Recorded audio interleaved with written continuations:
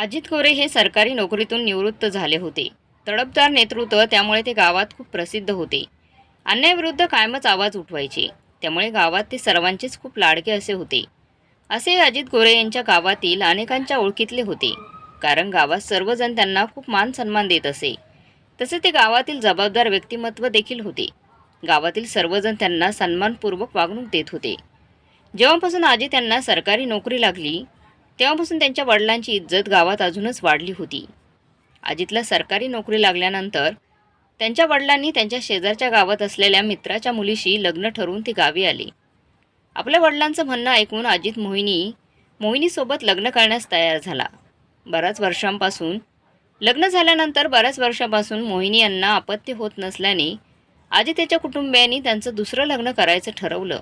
त्यामुळे मोहिनी पूर्णपणे मनातून तुटून गेली होती. बिचारी मोहिनी दिवस रात्र देवाजवळ प्रार्थना करायची की कसंही करून तिला अपत्य होऊ दे. लग्नाच्या 15 वर्षांनंतर त्यांनी त्यांच्या मुलाचं म्हणजेच मिहीरचा चेहरा पाहिला. सर्व आईवडिलांप्रमाणे त्यांनी त्यांच्या मुलाचं अगदी व्यवस्थितरित्या संगोपन केलं. त्याला कोणत्याच गोष्टीची कमतरता पडू दिली नाही. पण म्हणतात ना, वाईट गोष्ट कधीच सांगून येत नाही. कारण अजितसोबत असंच काहीतरी घडलं होतं. त्याचा आईचा मृत्यू आधीच झाला होता. त्यानंतर बऱ्याच दिवसांनी त्यांना असं समजलं की त्यांच्या वडिलांना मोठा आजार झाला आहे.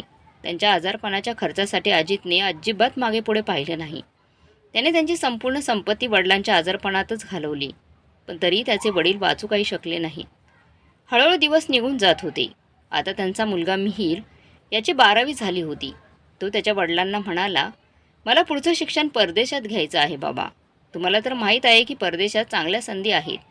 जर मी इथेच अभ्यास केला तर मला फक्त 20 ते 25 हजाराचीच नोकरी मिळेल, किंवा जास्तीत जास्त 40-50 हजाराची. त्यापेक्षा जास्त पगार इथे कोणीच देत नाही. मग मी जास्त मेहनत करून काय उपयोग? जर मी परदेशात गेलो तर मला चांगलं शिक्षण भेटेल आणि चांगला पगार देखील मिळेल.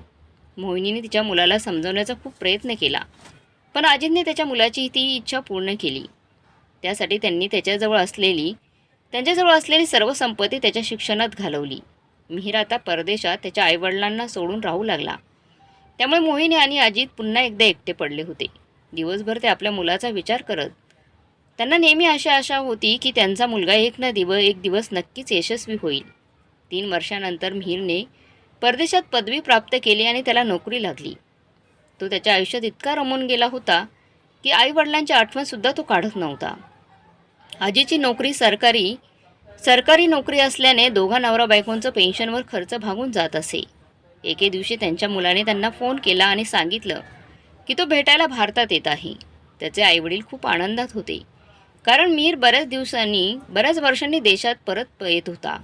2 दिवसांनी सकाळी मिहीर घरी आला आणि आईवडिलांना नमस्कार करू लागला. तसंच त्याने त्याच्यासोबत असलेली एका मुलीची ओळख आईवडिलांशी करून दिली. ती मुलगी अगदी मॉडर्न दिसत होती. तिला पाहताच मोहिनी आणि अजित आश्चर्यचकित झाले. तरी ते लगेचच तिच्यासोबत सामान्यप्रमाणे वागू लागले. मोहिनी त्या मुलीला म्हणाली, ये मुले, आतमध्ये ये.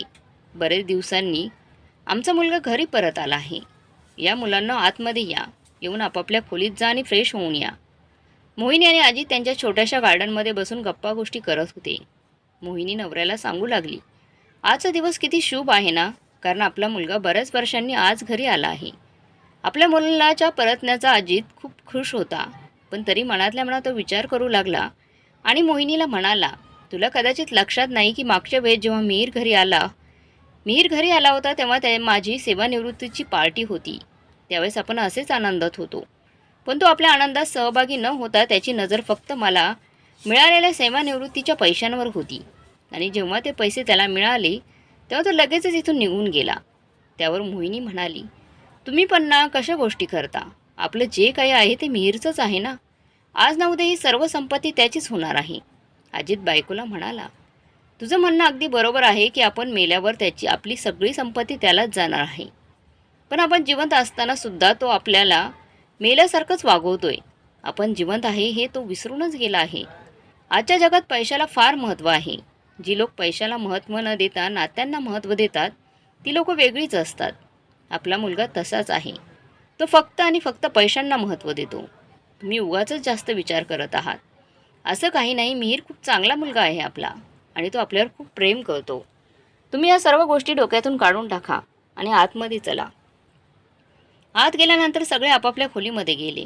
मिहीरसुद्धा त्याच्या खोलीमध्ये आराम करण्यासाठी गेला. मोहिनीने त्या मुलीला आराम करण्यासाठी पाहुण्यांची खोली उघडून दिली.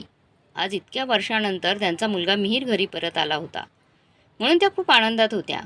त्यांनी आपल्या जेवणामध्ये मुलासाठी मिहीरला जे जे आवडते ते सर्व पदार्थ बनवले होते. त्यांनी आपल्या मुलाला जेवायला बोलवले. तसेच त्यांनी त्या मुलीला सुद्धा जेवण्यासाठी आवाज दिला. मिहीर जेवण्यासाठी आला आणि जेवण झाल्यानंतर वडिलांना म्हणाला, बाबा मला तुमच्याशी काही महत्त्वाचं बोलायचं आहे. अजित जेवता जेवता म्हणाला, बोल तुला काय बोलायचं आहे. मिहीर बाबांना बोलू लागला, मी आज तुम्हाला साक्षीसोबत भेटून दिलं आहे. ही माझ्या ऑफिसमध्ये माझ्याबरोबर काम करते.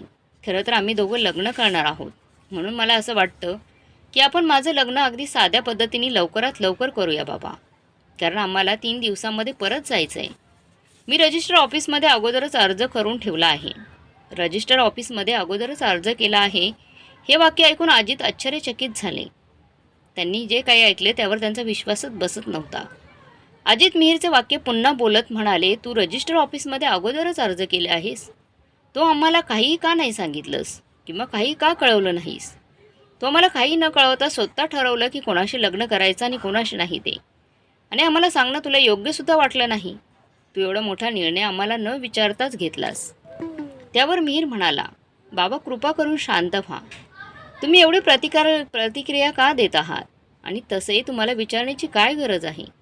लग्न तर मला करायचं आहे ना, आणि आयुष्यभर आमच्या दोघांना सोबत राहायचं आहे. फक्त आमच्या दोघांची सहमती असणं गरजेचं आहे. तुमचं काय? तुम्ही माझं लग्न एका खेडेगावातील मुलीशी लावून दिलं असतं. मला पण कोणत्याही अशिक्षित मुलीशी लग्न नाही करायचे बाबा. मला माझ्या दर्जाची मुलगी हवी होती, जी मला मिळाली आहे. मोहिनी मोठ्या आवाजात म्हणाल्या, मिहीर, कदाचित तू तुझ्या वडिलांशी बोलत आहेस हे विसरला आहेस. आम्ही तुला परदेशात शिकायला पाठवलं, तिथे जाऊन तू सगळे तुझे शिष्टाचार विसरला आहेस का? तुला एवढंसुद्धा कळत नाही की आपल्यापेक्षा मोठ्या व्यक्तींशी कसं बोलावं ते? प्लीज आई, आता तू पण सुरुवात करू नकोस. मी काही गुन्हा केला आहे का? अगं असं नाही की मी लग्न केलं आणि तुम्हाला सांगितलंच नाही. तुम्हाला सांगूनच मी लग्न करतोय ना, तरी एवढं नाटकं करण्याची काय गरज आहे? मोहिनीच्या आपल्या मुलाचे असे बदललेले रूप पाहून आश्चर्यचकित झाल्या आणि म्हणाल्या, नाटक? तुम्हाला तुमच्या पालकांनी केलेली काळजी आणि त्यांचं तुमच्यावरचं असलेलं प्रेम नाटक वाटतं का? मीर, असं नाही की तुझ्या आनंदात आम्हाला काही अडचण आहे.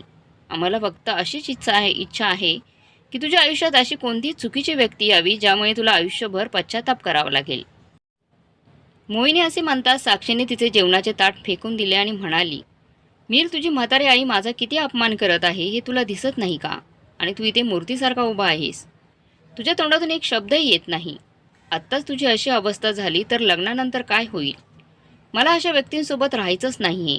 तुला तुझ्या कुटुंबाचं अभिनंदन. मी जात आहे इथून. हात झटकत साक्षी तिच्या खोलीत निघून गेली. आई, हे काय फालतू नाटक आहे? तुम्ही उगाचच त्या गरीब मुलीला रडवलं. तुम्ही लोक कधीच बदलू शकत नाही. असं म्हणतात की घाणेरड्या नाल्याचा किडा त्या नाल्यातच सुखी राहतो. असं म्हणत मी रागाने साक्षीच्या खोलीत गेला. मोहिनी आणि अजितला मुलाचं असं वागणं पाहून खूप मोठा धक्का बसला होता.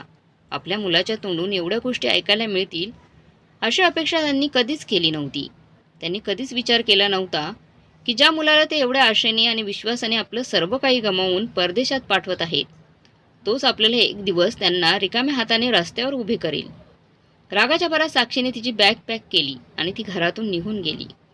मिहीरही तिच्या मागे निघून गेला. दोघे म्हातारे आईबाप डोळ्यात पाणी आणून आपल्या मुलाकडे एकटक बघत राहिले.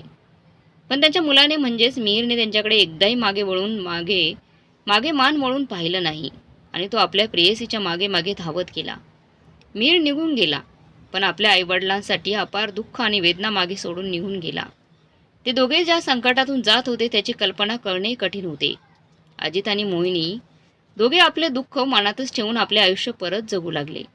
अजितने मिहीरला परदेशात पाठवण्यासाठी ज्या लोकांकडून कर्ज घेतले होते ते लोक परत पैसे मागण्यासाठी त्यांच्या घरी येऊ लागले. अजितने मिहीरला फोन केला आणि सर्व गोष्टी सांगू लागले. पण मिहीरने रागाच्या भरात अजित यांना 4 शब्द उलटसुलट बोलला आणि म्हणू लागला, आजपासून तुम्ही मला फोन करायचा नाही. तुमच्याशी माझा काही एक संबंध नाही. एका छोट्याशा गोष्टीवरून तुम्ही राईचा पर्वत केला त्यावेळेस.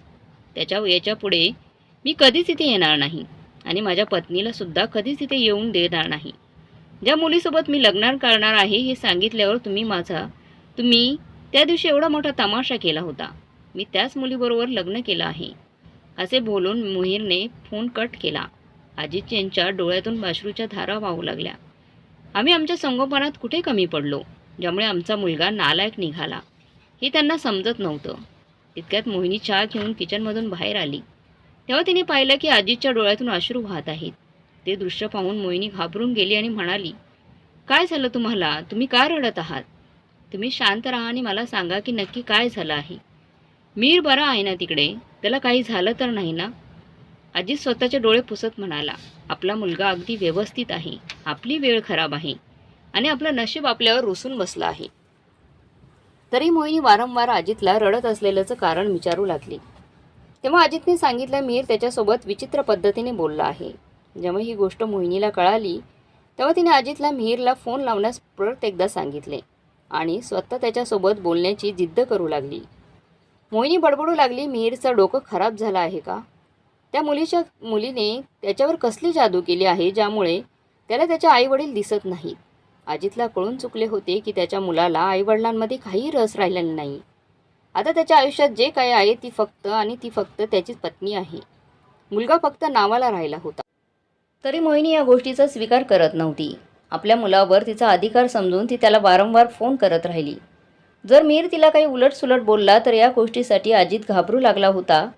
तसे अजितचं आता बायको सोडून दुसरं तिसरं कोणीही जगात राहिलं नव्हतं आणि अशातच जर त्यांना काही झालं तर अजित स्वतःला सांभाळू शकत नव्हता. त्यामुळे ती नेहमी बायकोला मीरला फोन करण्यास नकार द्यायची आणि म्हणायचे, मीर त्याच्या कामात व्यस्त असतो, तू वारंवार त्याला त्रास देऊ नकोस. आणि एक दिवस तेच झालं ज्याची भीती अजितला होती. मीरने फोन उचलला नाही आणि मोहिनी त्याला वारंवार कॉल करू लागली. थोड्या वेळानंतर मीरने आईचा फोन उचलला आणि रागात म्हणाला, तुला समजत नाही का? मी तुझा फोन उचलत नाही म्हणजे नक्कीच कोणत्या तरी कामात व्यस्त असेल. तुला इतकी शिस्त नाही की जर एखादा व्यक्ती वारंवार फोन कट करत असेल तर तो कोणत्या तरी कामात व्यस्त असेल किंवा त्याला तुझ्याशी बोलायचं नसेल. तुला कळत नाही का? मला तुमच्याशी काहीच बोलायचं नाही आहे, काही संबंध देखील ठेवायचा नाही आहे. मग तुम्ही कशाला माझ्या मागे पडता? खरं तर मोहिनी यांची बऱ्याच दिवसापासून तब्येत बिघडली होती. पण मुलाचं असं बोलणं पाहून त्यांना धक्का बसला होता आणि ती धक्का सहन करू शकली नाही. दिवसेंदिवस तिची तब्येत बिघडत चालली. अशातच एक दिवस त्यांना अचानक चक्कर येऊन बाजारात त्या पडल्या. तिकडे उपस्थित असलेल्या लोकांनी त्यांना हॉस्पिटलमध्ये नेलं. त्यांच्या कॉलनीत राहणाऱ्या एका व्यक्तीने अजितला बाजारात घडलेली घटना सांगितली. तेव्हा अजित लगेचच हॉस्पिटलमध्ये पोहोचले. हॉस्पिटलमध्ये डॉक्टरांशी बोलल्यानंतर त्यांना समजलं की त्यांच्या दोन्ही किडन्या खराब झाल्या आहेत. जर त्यांना कोणी किडनी दान करणारा व्यक्ती मिळाला तर ते त्यांचं उर्वरित आयुष्य जगू शकणार होत्या, नाहीतर त्यांची जगण्याची कोणती शाश्वती नव्हती. त्यांच्याकडे जास्तीत जास्त 1 ते 2 महिने इतकेच आयुष्य राहिलं होतं. डॉक्टरांचं असं म्हणणं ऐकून अजितचे हातपाय थंड पडले होते. काय करावं ते त्याला सुचत नव्हतं. बायकोला कसं वाचवावं हा मोठा प्रश्न त्यांना पडला होता, कारण त्यांनी त्यांची संपूर्ण संपत्ती मुलावर खर्च केली होती. आता त्यांच्याकडे त्यांचं फक्त घर आणि घरच राहिलं होतं. या सर्व गोष्टींचा ते विचार करत होते. तितक्याच तिकडल्या नर्सने त्यांना आतमध्ये बोलवलं. जेव्हा ते आतमध्ये गेले तेव्हा मोहिनीच्या प्रश्नांवर तो काहीच उत्तर देऊ शकत नव्हता. मोहिनीने त्याला विचारलं की मिहीर अजून का आला नाही आहे. आजी त्यांनी मोहिनीची खूप चिंता वाटत होती. त्यामुळे त्यांनी मोहिनीला खोटं सांगितलं की मिहीर तुला पाहायला आला होता, पण तू गाढ झोपेत होतीस. अजित बाहेर येऊन समोर असलेल्या खुर्चीवर बसला. तो खूप गहन विचार करू लागला. आता जर मोहिनीने परत त्याला विचारलं की अजून मिहीर का आला नाही तर मी तिला काय सांगू, तसंच मोहिनीचा उपचार कसा करू याची त्यांना काळजी वाटू लागली होती. इतका पैसा कुठून उभा करू, किडनीसाठी डोनर कुठून शोधू याची चिंता त्यांना सतावत होती. कारण मिहीरला या सर्व गोष्टींची काहीच जाणीव नव्हती. केवळ पेन्शनच्या पैशावर ते त्यांचा दररोजचा खर्च भागवत होते. त्यातून जी काही थोडीफार रक्कम शिल्लक होती, जणू असं वाटत होते की एखाद्या सागराला तांब्याभर पाण्याने काहीच फरक पडणार नव्हता. इतकीच होती ती पैसे तेवढे. त्यांच्याकडे असणारे पैसे आणि इलाजासाठी लागणारे पैसे यामध्ये फार मोठा फरक होता. ते पैसे मोहिनीच्या उपचारासाठी पुरेसे नव्हते. त्यामुळे बिचारा अजित खूप काळजीत होता. या सर्व गोष्टींचा विचार करत तो पाणी पिण्यासाठी जाऊ लागला. तेव्हा अचानक त्यांची धडक एका व्यक्तीला लागली. माफी मागण्यासाठी जेव्हा त्यांची नजरानजर झाली तेव्हा त्या व्यक्तीला पाहून त्यांच्या चेहऱ्यावर हसू उमटले. ते हसत त्या व्यक्तीच्या गळ्यात पडले आणि म्हणाले, कसा आहेस राजेश? तो व्यक्ती अजितला म्हणू लागला, अरे मित्रा, मी बरा आहे. आज बऱ्याच वर्षांनी तुम्हाला भेटलो आणि तेही हॉस्पिटलमध्ये. सर्व काही ठीक आहे ना? तुम्ही इथे हॉस्पिटलमध्ये काय करत आहात? असा अजित राजेशला विचारू लागला. त्यावर राजेश म्हणाला, दादा, इतकं काही गंभीर नाही. माझं पोटात थोडंसं दुखत होतं, त्यामुळे विचार केला की डॉक्टरांना दाखवून घेतो. फक्त यासाठीच हॉस्पिटलला आलो होतो मी. पण मित्रा, तू इथे काय करत आहेस? कोणत्या काळजीत आहेस का? त्यावर अजित म्हणाला, अरे राजेश, मी एकदम बरा आहे. पण तुझी वहिनी इथे ॲडमिट आहे, म्हणून मी तिच्यासोबत इथे थांबलो आहे. राजेश म्हणाला, काय झालं वहिनींना? सर्व काही ठीक आहे ना? काळजी करण्याचं कारण तर नाही ना? अजित तसाही खूप काळजीत होता. त्यांना त्यांचं दुःख कोणाला तरी सांगून मन मोकळं करायचं होतं. पण स्वतःचं दुःख व्यक्त करण्यासाठी त्यांना कोणतीच व्यक्ती मिळत नव्हती. पण आज बऱ्याच दिवसांनी आपलं असं कोणीतरी भेटल्याने तो त्यांचं जीवनाचं पुस्तक उघडून वाचू लागला. अजित यांनी राजेशला त्यांच्याबद्दलची सर्व गोष्टी सांगितल्या. अजितचं म्हणणं ऐकून राजेश आश्चर्यचकित झाला. कारण अजित यांनी त्यांच्या वडिलांना वाचवण्यासाठी त्यांच्या जवळची सर्व संपत्ती विकली होती. त्यांचा मुलगा मिहीर आईचा जीव वाचवण्यासाठी काहीच करत नव्हता. इतकंच नव्हे तर तो त्यांना बघायलासुद्धा आला नव्हता. हे सर्व ऐकून राजेशला खूप वाईट वाटलं. हे सर्व सांगताना अजितचे अश्रू अनावर झाले होते. ते स्वतःचे डोळे पुसताना पाहून राजेशला अजितचं दुःख बघवत नव्हतं. त्यामुळे तो त्यांचं धैर्य वाढवत म्हणाला, ही वेळ रडत बसण्याची किंवा हिंमत हारण्याची नाही, तर संयमाने, धैर्य आणि डोक्याने विचार करून त्यावर उपचार काढण्याचे आहे. ही वेळ त्या लोकांना धडा शिकवण्याची आहे ज्यांनी तुमच्यासोबत चुकीचं वागलेत. तू तुझ्या मुलाला सांगून टाक की तुला त्याची काहीच गरज नाही आणि तू त्याच्यावर अवलंबून नाहीस. तसं त्याने तुमच्यावर कोणतेही उपकार केलेले नाही. जरी तुम्ही त्याला काही मागितलं असेल तर तो तुमचा अधिकार आहे. जर त्याने तुमची गोष्ट प्रेमाने ऐकली नाही तर हक्काने आणि न्यायाने मिळवून घ्या. तुम्ही तुमचा अधिकार गमावून बसू नका. राजेशचे असे म्हणणे ऐकून अजित त्याच्याकडे प्रश्नार्थक नजरेने पाहू लागला. तेव्हा राजेश त्यांना म्हणाला, तू स्वतःला थोडंसं कठोरपणे वाग, तेव्हाच तू तुझ्या मुलाला चांगला धडा शिकवू शकशील. राजेशने अजितला जशा प्रकारे सांगितलं तशा प्रकारे ते करू लागले. त्यांनी दुसऱ्या दिवशी मुलाविरोधात म्हणजेच मीर विरोधात तक्रार दाखल केली. त्यांनी आपल्या मुलावर फसवणुकीचा गुन्हा दाखल केला आणि निवृत्ती वेळेस त्याला दिलेली रक्कम परत देण्याची मागणी केली. विदेशात राहणाऱ्या मिहीरला जेव्हा ही नोटीस पोहोचली तेव्हा तो लगेचच दुसऱ्या दिवशी भारतात परत आला. भारतात पोहोचल्यावर जेव्हा तो त्याच्या वडिलांना भेटण्यासाठी घरी गेला, अजित आंघोळ करण्यासाठी घरी आला होता, तेव्हा त्यांनी मिहीरला असं सांगून पळवून लावलं की पुढची गोष्ट तुला माझा वकीलच योग्य प्रकारे सांगेल. जर तू ते पैसे परत देण्यास तयार असशील तर मी ही तक्रार मागे घेण्यास तयार आहे. त्यावर मिहीर म्हणाला, आता ते पैसे माझ्याकडे नाही आहेत. ते सर्व पैसे खर्च झाले आहेत. तुम्ही कसे बाप आहात? तुमच्याकडे थोडीशी लाज नाही का? आपल्या मुलावर कोणी अशी तक्रार दाखल करतं का? अजित मिहीरसमोर हात जोडून म्हणाला, तू इथून निघून जा. माझ्या दारावर आलेल्या माणसाला धक्के देऊन पाठवणं मला आवडत नाही आणि ह्या सर्व गोष्टी तू माझ्यासमोर करू नको. हेच तुझ्यासाठी चांगलं होईल. असं म्हणून त्यांनी मिहीरच्या तोंडावर दरवाजा आपटला. दुसऱ्या दिवशी ही गोष्ट संपूर्ण शहरात आगीसारखी पसरली. एका म्हाताऱ्या वडिलांनी त्याच्या मुलावर तक्रार दाखल केली होती म्हणून. त्याचं कारण असं आहे की त्यांच्या मुलाने वडिलांचीच फसवणूक करून सर्व पैसे घेऊन बसला आणि जेव्हा वडिलांना पैशांची गरज लागली त्यावेळेस त्यांची साथ न देता तो ती गोष्ट टाळू लागला. मिहीरला स्वतःची बदनामी पाहून वाईट वाटत होतं. तो कोर्टात पोहोचला आणि तिथे जाऊन तो एका वकिलाला भेटला. राजेश यांनी तिकडच्या लोकल न्यूज रिपोर्टरच्या मदतीने ही गोष्ट जवळपासच्या सर्व शहरांमध्ये पोहोचवली. सर्व वृत्तपत्रांमध्ये ही ठळक बातमी होती की कशाप्रकारे एका मुलाने त्याच्या वडिलांची फसवणूक केली आणि आईला शेवटच्या क्षणी पाहायचा सुद्धा विचार केला नाही. इतकंच नव्हे तर त्या गंभीर आजारी असतानासुद्धा त्यांना सोडून परदेशात मौज मजा करत राहिला. मिहीर त्याच्या बायकोला आणि मुलांना भारतात घेऊन आला. ते सर्वजण एका हॉटेलमध्ये राहत होते. मिहीर एक भारतीय नागरिक होता, त्यामुळे त्याला हिंदी भाषा चांगल्या प्रकारे अवगत होती. त्यामुळे तो त्याच्या बायकोला आणि मुलांना हिंदी भाषा येत होती. मिहीरचा 5 ते 6 वर्षांचा मुलगा हॉटेलमध्ये फिरत होता. हॉटेलमध्ये सर्व्हिस देणाऱ्या एका व्यक्तीने त्यांच्या रूममध्ये चहा आणि वृत्तपत्र देण्यास आला तेव्हा त्याने त्याच्या वडिलांचा फोटो वृत्तपत्रात पाहिला. सुरुवातीला तो घाबरून गेला. तेव्हा त्या वेटरचं लक्ष त्या लहान मुलाकडे गेलं. त्याचा घाबरलेला चेहरा पाहून त्याने त्या मुलाला सांगितलं की या वृत्तपत्रात दिसणारा जो व्यक्ती आहे तो विश्वासघाती आणि नालायक आहे. तो खूप वाईट माणूस आहे. हा अप्रामाणिक आहे. याने स्वतःच्या म्हाताऱ्या आईवडिलांना मरणाच्या दारात सोडून त्यांची सर्व संपत्ती लुबाडून घेतली. त्यामुळे तू त्याला दुर्लक्ष कर. मीर कोर्टात जाऊन रूमवर आला. त्यानंतर तो नाश्ता करून पाणी पीत बसला होता. तेव्हा त्याचा मुलगा त्याच्याजवळ गेला आणि बाबाला म्हणाला, बाबा तुम्ही अप्रामाणिक आहात का? तुम्ही फसवणूक केली आहे का? त्याच्या एक लहान मुलाच्या मुखातून या गोष्टी ऐकून मीर आश्चर्यचकित झाला. त्याच्या तोंडातले पाणी गळ्यातच अडकले. तो मुलाला म्हणाला, तुला असं कोणी सांगितलं आहे? तुला हे सर्व कोणी शिकवलं आहे? तेव्हा तो लहान मुलगा म्हणाला, तुम्ही तुमच्या वडिलांसोबत असं का वागलात बाबा? तुम्ही त्यांची फसवणूक का केली? तुम्ही त्यांची सर्व संपत्ती लुबाडून घेतली का? आता तुमची आई आजारी आहे, तुम्ही तिला पाहायलासुद्धा जात नाहीत. तेव्हा मीर त्याला म्हणाला, अरे मुला, हे सर्व मी तुझ्या भविष्यासाठी करत आहे.